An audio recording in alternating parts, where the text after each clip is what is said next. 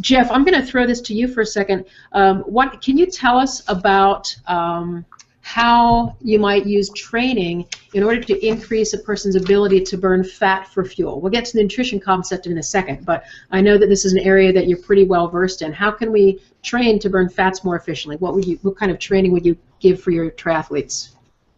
A lot of it is just the athletes spending time in different zones. So you have a metabolic efficiency rate, the rate at which the calories consumed, what proportion are sugars or carbohydrates and what proportions are fat. And so prescribing for the athlete to work out in a specific zone. And you can go and have the lactic acid, the testing to determine where those points are. And then the coach's prescribing zone is typically lower. Zone 2 is where proportionally they're going to be burning more of the calories from the fat source.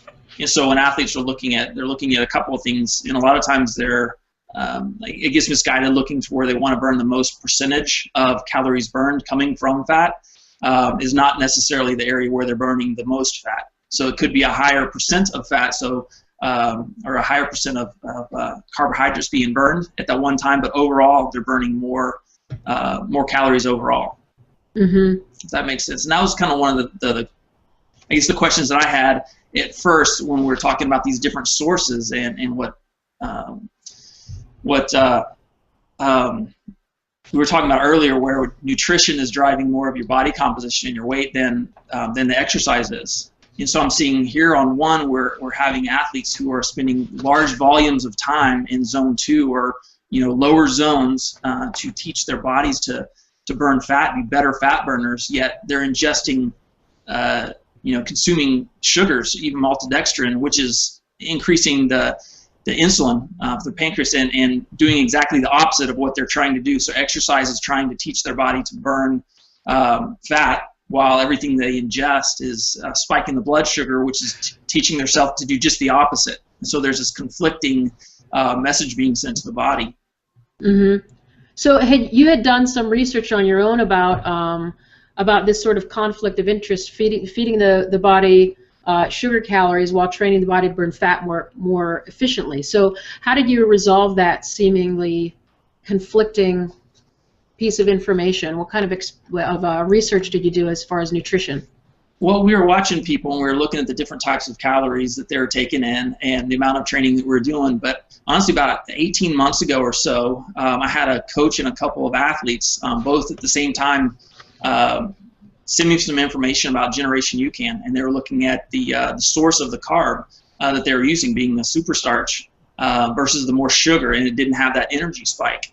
And I'm a pretty skeptical person. I'm not scared to go off in a different direction and test things and look and test out theories and see if there's a true cause and effect relationship between things, or are we just doing something based on tradition.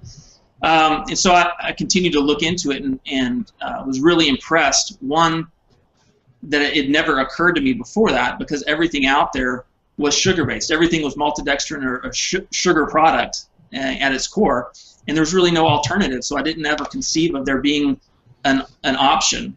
And then when I saw Generation UCAN and how that came to be with actually the Noah, and his inability to store the glycogen. It was actually a different medical circumstance which led to that the substance that creates the level blood sugar, and then found their application. And they were just getting into the endurance sports for the past couple of years, and it really wasn't one of those cases where someone with a marketing slogan or a different taste or creative packaging is trying to offer something different. Mm-hmm. And so that just really appealed to me. We started watching athletes consume that and seeing how the number of calories that were able to come from stored fat was just substantially greater, which meant that they had to consume less during their workout.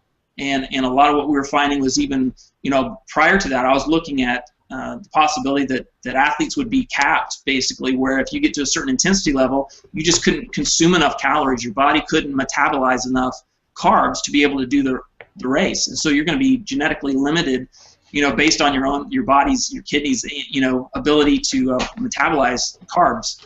Mm-hmm. Whereas this started to open that up and change the whole equation, the proportion of where your energy came from.